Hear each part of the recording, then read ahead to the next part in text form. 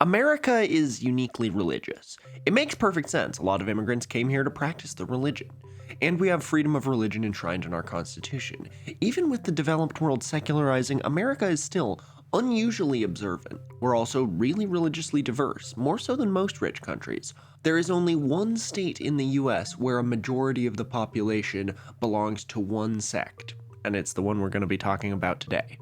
Obviously, most people in the US are some flavor of Christian, who are more similar to each other than different. Then there are Jews. About 50% of the world's Jews are Americans. And there's lots of immigrants from other places with their own religions, but most of them are maybe second generation at best. There haven't really been large Muslim or Hindu communities in America that have existed for hundreds of years, like there are with Christians and Jews, but contrary to what right-wingers on Twitter will tell you, the Founding Fathers definitely considered that someday there would be, and explicitly expressed their support for them. Then there are the completely homegrown American religions, something else that's inherently American. Freedom of religion means freedom to start your own religion, and being a nation of immigrants means there are always millions of people feeling unsettled in a new and unfamiliar country, prime recruitment ground for some odd ideas. No wonder America is the world capital for new religious movements. A lot of these are based on Christianity to a degree, but the majority of Christians, regardless of denomination, would call them heretical, and its members may not call or associate themselves with the mainstream denominations like the Catholics, Protestants, or Orthodox. Examples would be like Christian Science, Jehovah's Witnesses, and the subject of today's video, the Church of Jesus Christ of Latter-day Saints, the Mormons. Like how I was saying earlier about how America is uniquely religious, Mormons are uniquely American. Seriously, if you're American, try explaining Mormonism to someone who's not American. I wasn't raised very religious, and the Christian sect I was most exposed to growing up was another uniquely American church, Quakerism, albeit not founded here, and when I was a kid, I ran into some Mormon missionaries and asked my dad later, are Mormons Christian or their own thing? And he said something along the lines of, well, son, that's complicated. They say they're Christian. Almost all Christians believe in something called the Trinity, where God is made up of three entities, God the Father, which is what you think of when someone says God, God the Son, which is Jesus, and the Holy Spirit, which is the Holy Spirit. And most Christians say you have to believe in exactly that to be a Christian. But the Mormons don't believe in the Trinity. They believe that God and Jesus were separate. And also they have their own whole book separate from the Bible that's about how Jesus came to America after he died and preached to people here.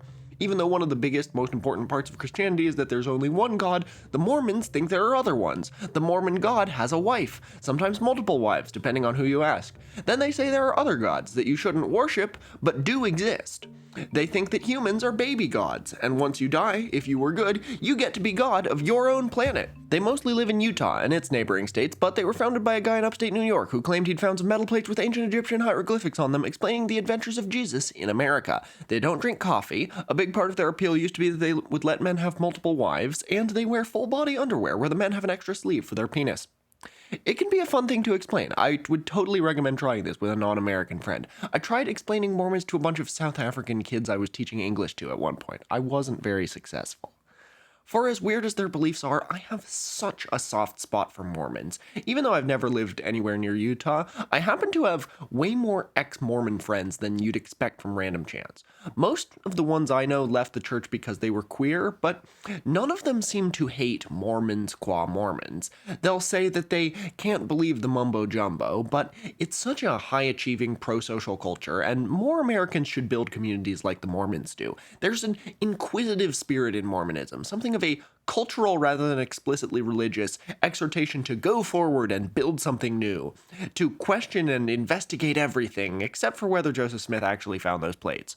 I might put it down to the humans are gods in embryo doctrine. If it's taught to you from a young age that someday you and everyone you love may be literally gods, you start to think about things in a higher scope. Mormons feel like the last bastion of high modernist 19th century Prometheanism. Yes, we can turn this barren desert into our lush utopia. Yes, it'll be hard. Grab a shovel, Ephraim. The unofficial motto of the LDS Church ought to be, you can just do things. These days, whenever I run into Mormon missionaries, I tell them that I personally have no desire to become a Mormon, but you guys are a great culture, and I wish you the best of luck. Today's episode is about a fantastic example of the Mormons' you can just do things spirit. One that wasn't that successful, but was worth the old college try. See, as you may know, the alphabet used by you and I was not originally designed to write English, and English has suffered for it. Why does Star Wars not rhyme? But I think most people's reaction to the thicket of exceptions that is English spelling is, that's the way it is. You can't change it, so memorize the exceptions and do your best. It took a different kind of mind to say, why does that have to be the way it is? And that mind belonged to Brigham Young. This episode is co-written by my friend Brandon, RealBrandon05 on Instagram. Make some fun reels that you should check out. Also check out the second channel, where there are live streams, my podcast, and if you're watching this video on YouTube, there will be a storytime video there too. If you're watching this on Patreon, you're getting this video a week early, so maybe the storytime isn't there yet. I'm your host, Tor Parsons. These are my co-hosts, Jollibee the Durian, Thimble the Doll, Sluds the Shoggoth, and not really a co-host, but a new accessory, my Mjolnir hammer. Watch the live stream on the second channel to find out where that came from. And this is Tor's Cabinet of Curiosities.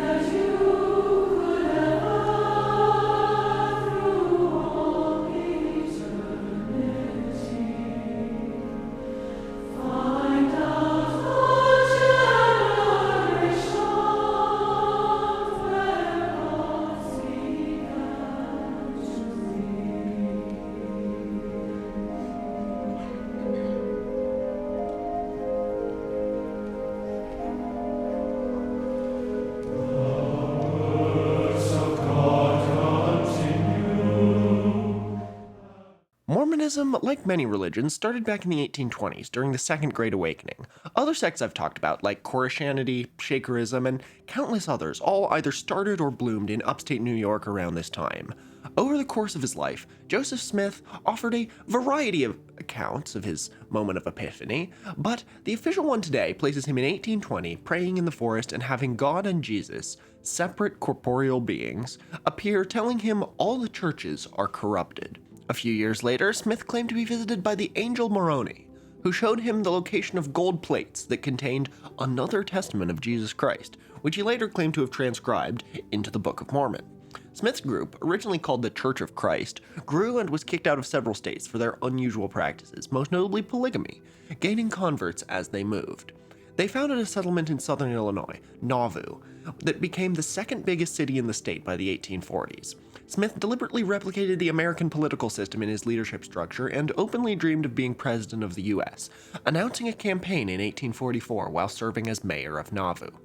Contrary to today's stereotype of the Mormons as a conservative bunch, Smith's platform was quite progressive for his times. His main issue was the abolition of slavery, and he also had an eerily 2020 activist vision of police and prisons, wanting to mostly abolish the criminal justice system and replace it with investment in social programs that he said would make crime obsolete.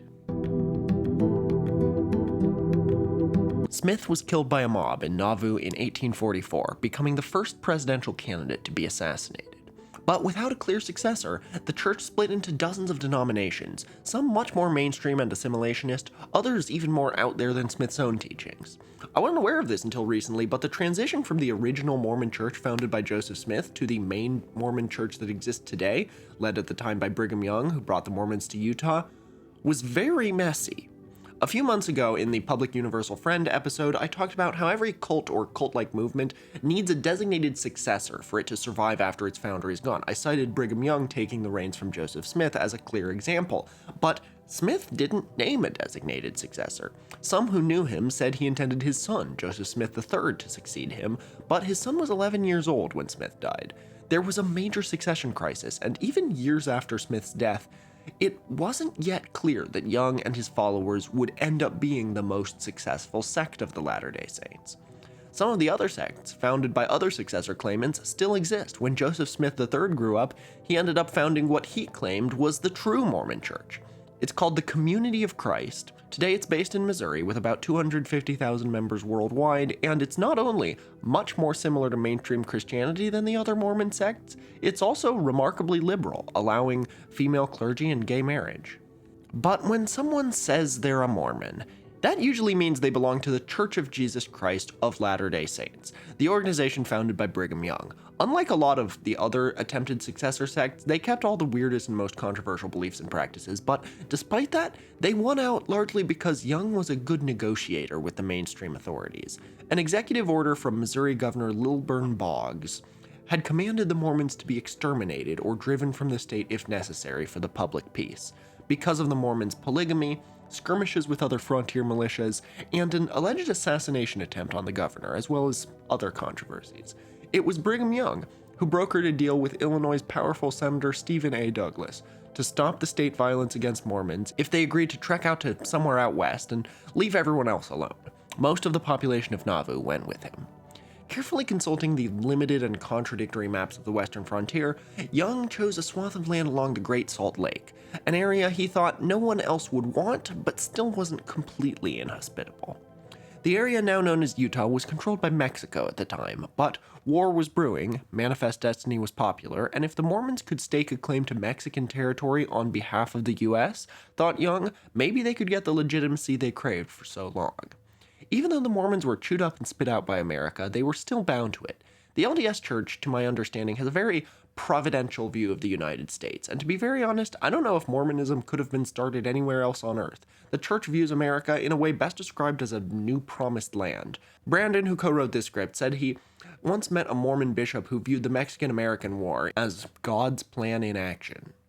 The war provided Young with his golden opportunity to flex his negotiation skills for the Mormons' gain. In 1846, before the Mormons set out to Utah, Brigham Young sent Elder Jesse C. Little to Washington, D.C. to ask the government to help migrating Mormon pioneers by employing them to fortify and defend the West from the Mexicans. President James Polk would offer aid by permitting the pioneers to raise a battalion of a few hundred men who were to join Colonel Stephen W. Kearny, commander of the Army of the West, and fight for the United States in the Mexican War, forming the Mormon Battalion, the only explicitly religious battalion in American history to date. Each soldier was paid $42 for a year of service and was given guns and other equipment needed by the American government too. America's up-and-coming religious battalion only saw combat once, against a herd of wild cattle that overran the wagon train and forced them to fire back, killing about a dozen bulls. Despite this, the Mormon Battalion, who disbanded after the war, was immensely useful to the war effort by establishing wagon trails across the West, not only helping Army logistics at the time, but helping aid in future travel like the California Gold Rush. By 1847, Brigham Young and the Mormons were now on preferable but still not ideal terms with the American government.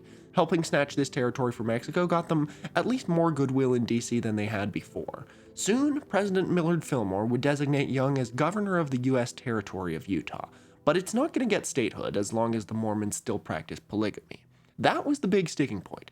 Activists of the time often railed against the, quote, twin evils of slavery and polygamy. But that's an issue to negotiate in the future. As it is, Utah has more immediate problems. It's very cut off from the rest of the nation. A large number of Mormons were poor farmers or non-English speaking immigrants who were either semi-literate or illiterate in English. The church sent a lot of missionaries to Europe around this time, and Brigham Young began thinking, well, English is a hard language. He himself was a terrible speller. For instance, here's a random entry I found in Brigham Young's diary in which he seemingly goes through his D&D character stats, like the page is headlined Traits of B. Young in his character, and then consists of a list of virtues with a number assigned to each one. I'm genuinely not sure what's going on here, but we've got a great attachment, great spelled like cheese grater, self-esteem, spelled like meme, and even whole words I'm not certain about, like causity, bacality, and alimentativeness. He rounds out the list with his final virtue, language, for 13 points. Then he seems to change the subject, tallying up money, M-O-N-N-E-Y, to send for guns, gold. Get this man a new alphabet, stat.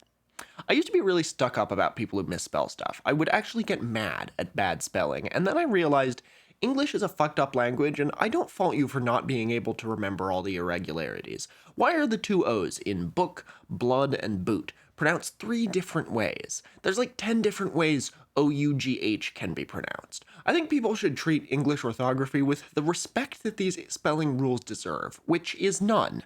Did you know that judgment isn't supposed to have an E in the middle? Did you know that it doesn't fucking matter and everyone will understand if you do spell it with an E?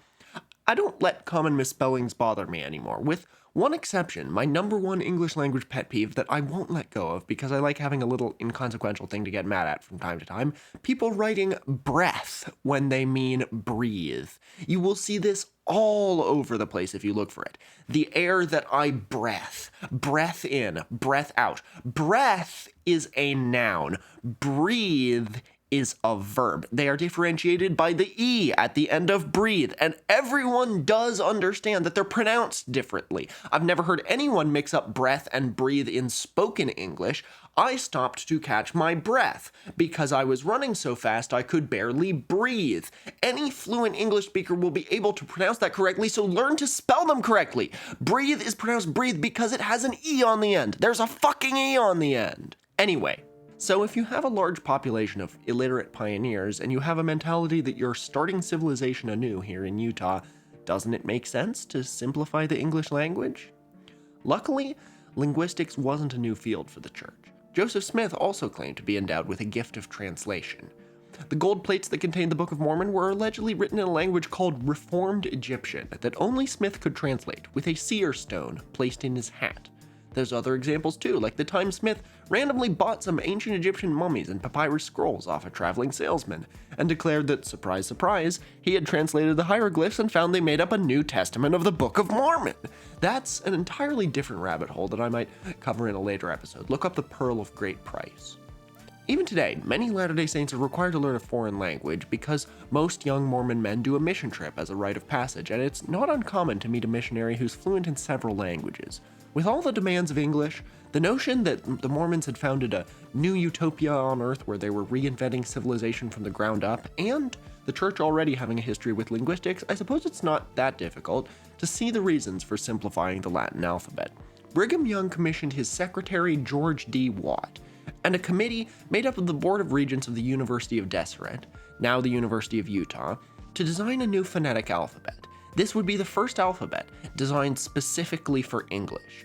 Instead of being cobbled together out of a dozen different roots, you'd know exactly how a word is pronounced without needing a whole history lesson to explain how we got this word. No Mormon kids would be able to wow their parents by winning spelling bees. Where we're going, we don't need spelling bees.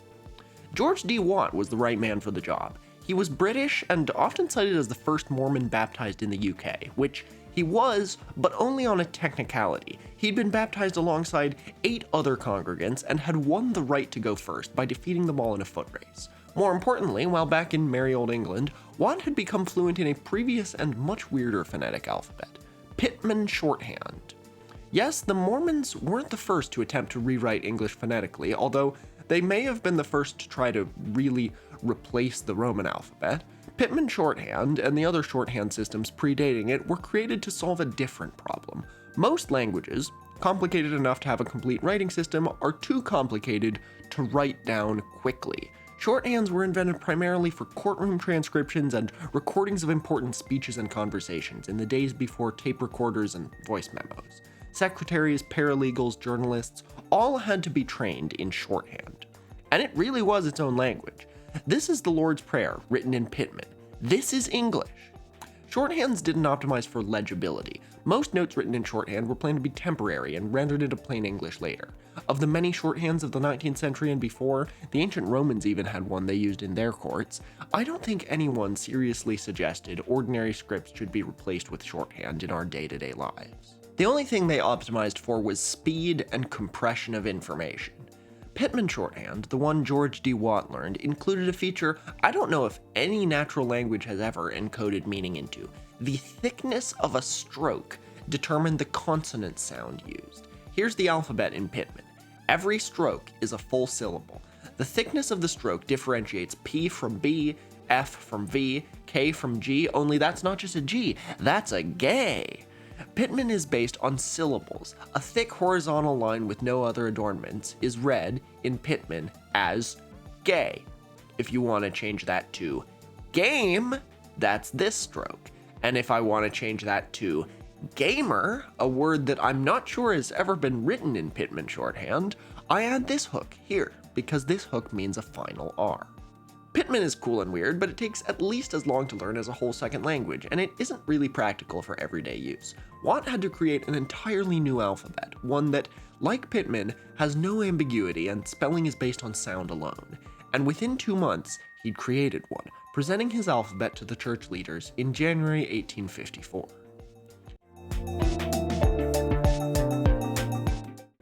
The alphabet designed by Watt had 38 letters, though some users later added a few additional ones. Say what you want about the Mormons, this is a beautiful script. To me it looks somehow Egyptian, which is fitting, although it has no connection to the reformed Egyptian script the Book of Mormon was written in, nor to actual Egyptian hieroglyphs.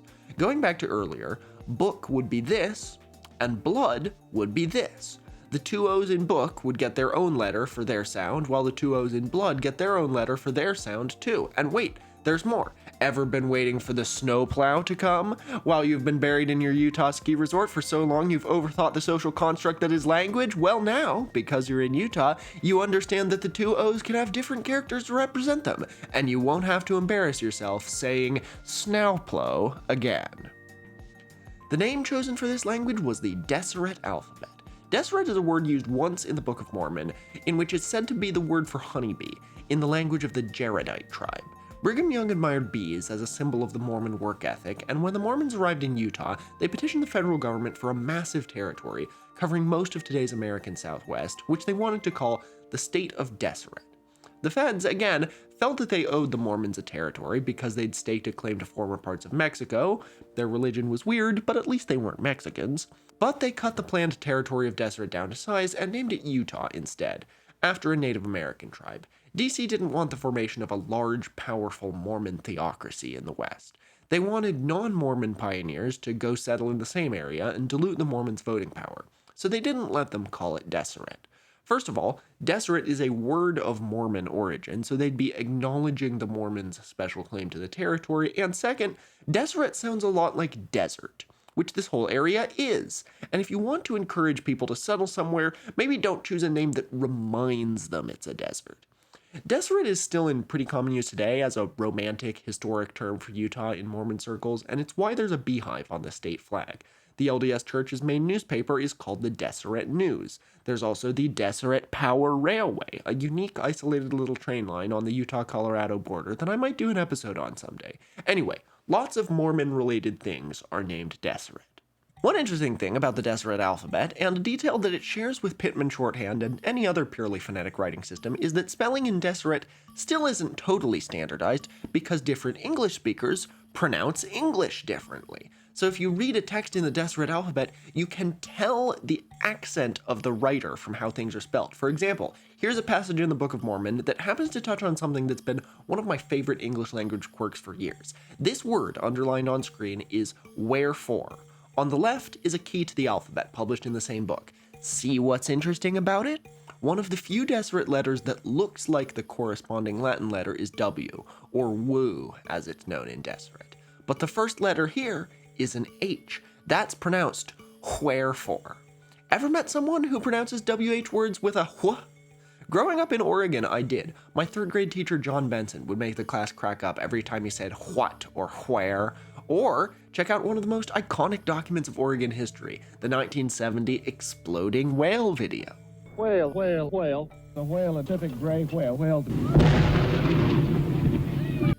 Along with the way I say frontier, pronouncing WH as wh is one of the classic distinctive features of an old-school Pacific Northwest accent. And it seems, in Utah, which makes sense because both places are heavily settled by New Englanders. If there's anyone else I can picture saying wh without also having a southern accent, like that TV broadcaster, it's some old Boston Brahmin lawyer.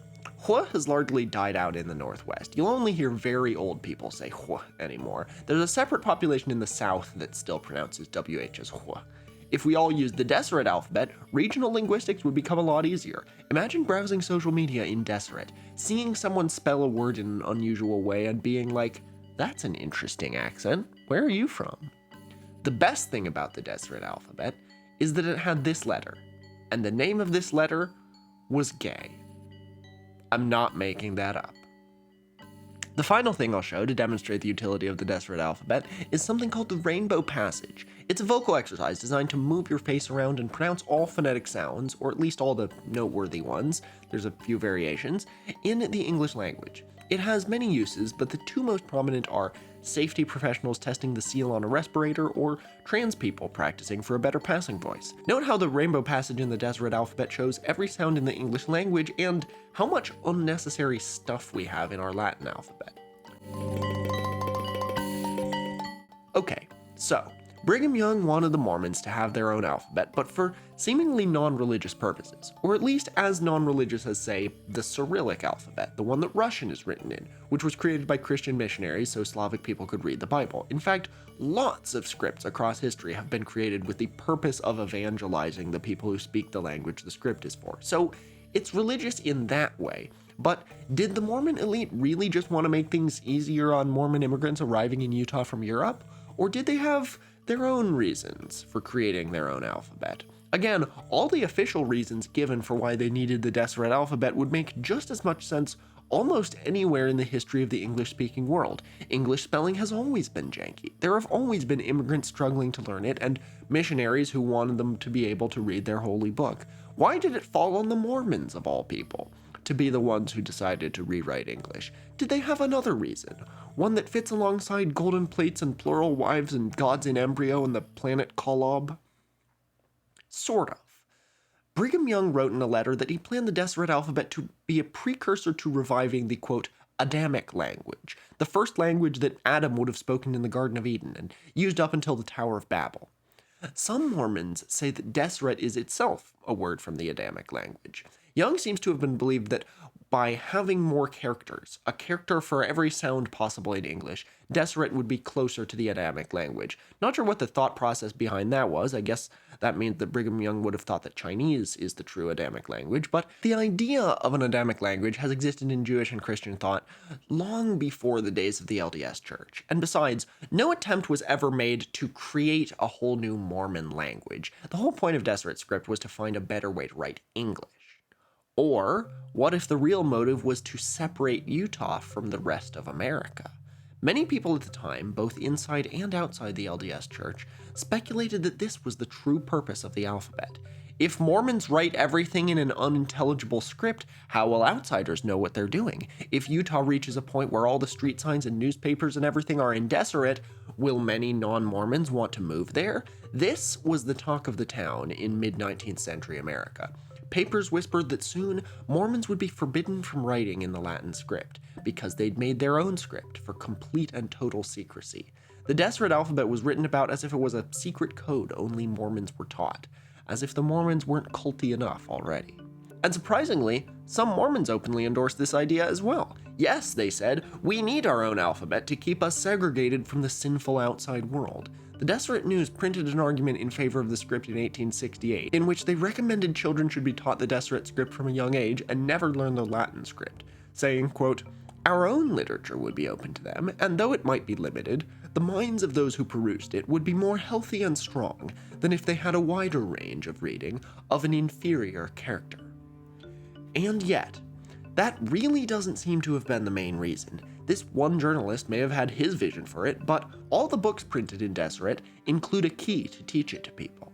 The LDS Church sold guides to the alphabet by mail order for 15 cents for anyone who wanted one. It wasn't a secret.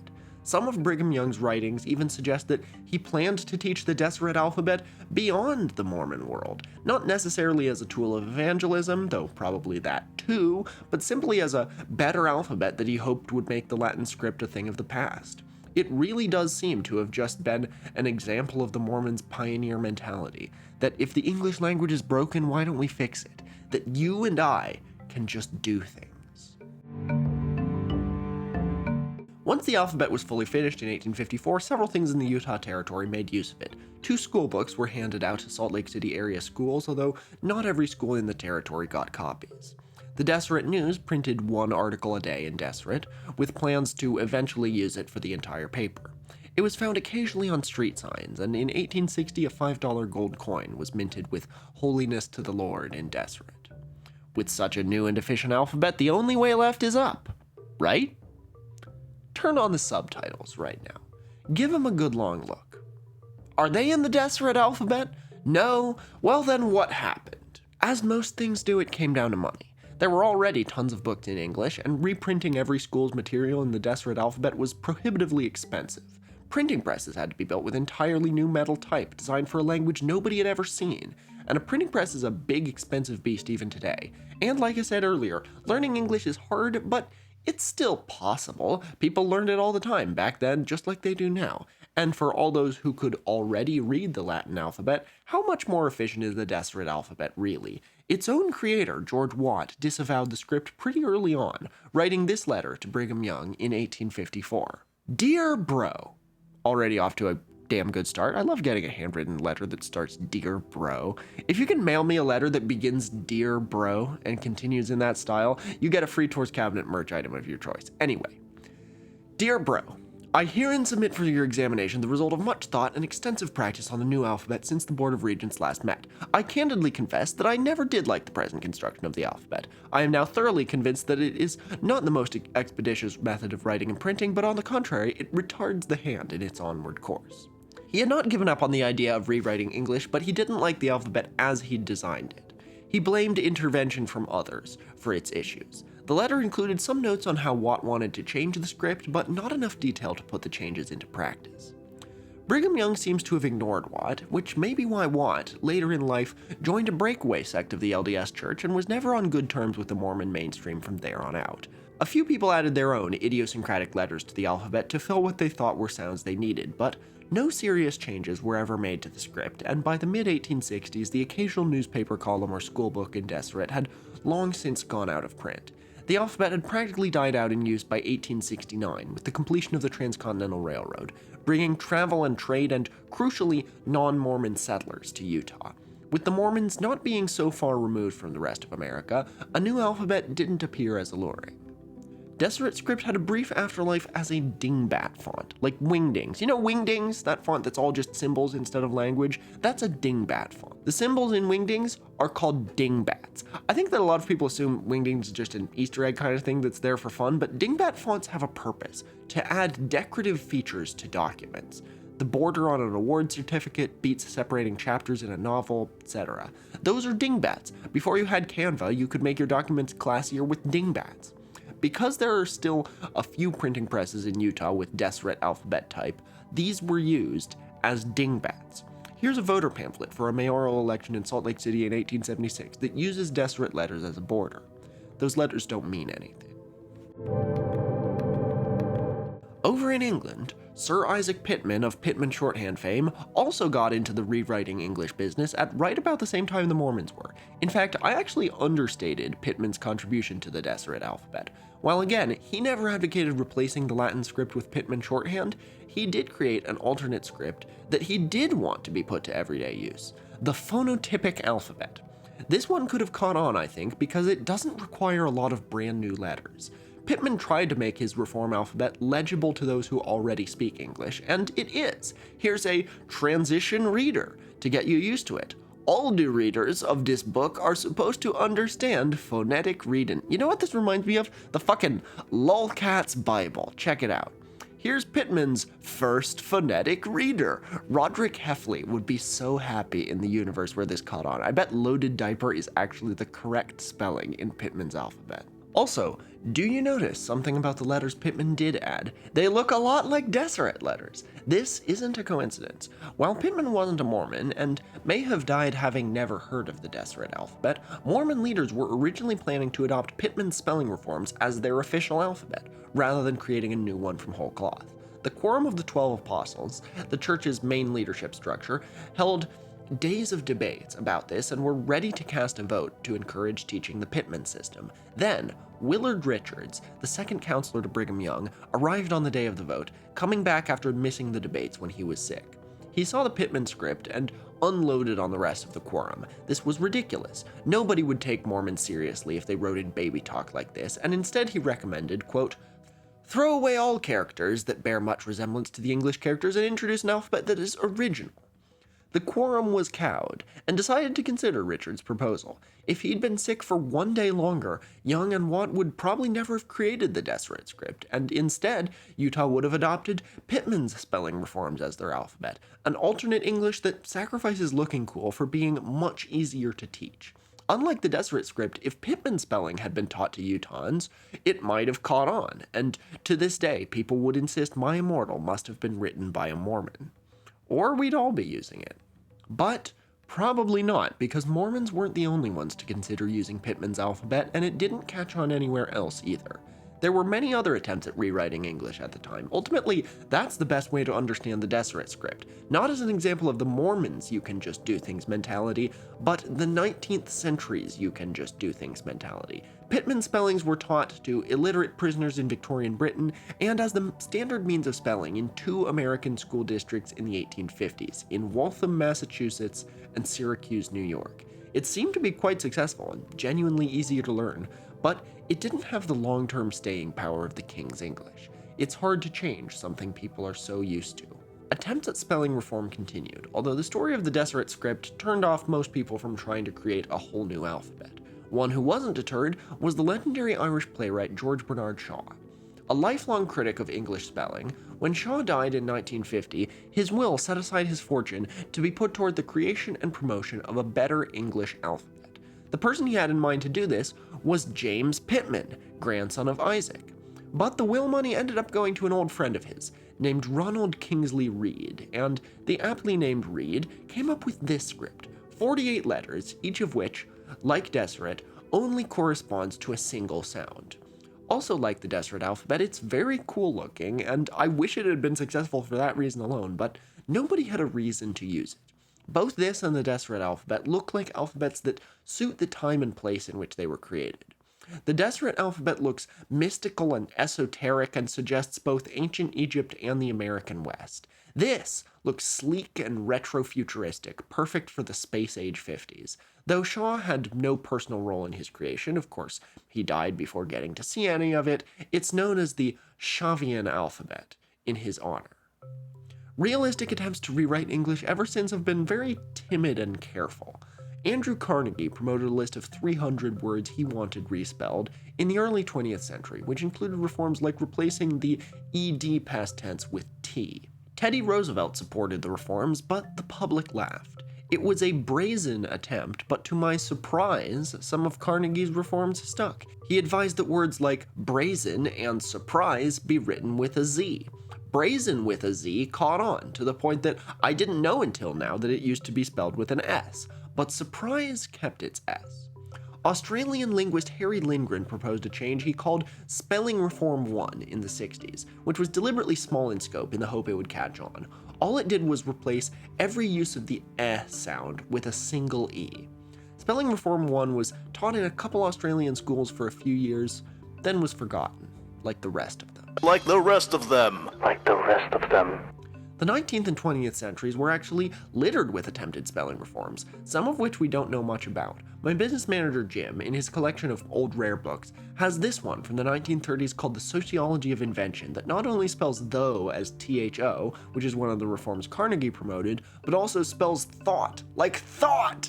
I love this! Our standardizing habits in thought and industry. This reminds me a little bit of the Chicago Tribune spelling reform, where they just decided, also in the 1930s, to start spelling some things in a simpler way. In one of the country's biggest newspapers, words they simplified were thorough, island, freight, bureaucrat, rhyme, telegraph, and others. About 80 words total. This continued as a quirk of the Tribune all the way until the 70s. Nobody else picked up the spellings. My co-writer Brandon and I both asked several Mormons or ex-Mormons we know if they had heard of the Deseret alphabet, and none of them had. We obviously didn't ask every single Mormon, but it's not really a well-known thing, inside or outside the church. But in recent years, it's found its place as a sort of curiosity. Several reprints of the primers and Book of Mormon have been made as well, and a man named John Jenkins even translated the other LDS scriptures, Doctrine and Covenants and the Pearl of Great Price, into the Deseret alphabet too.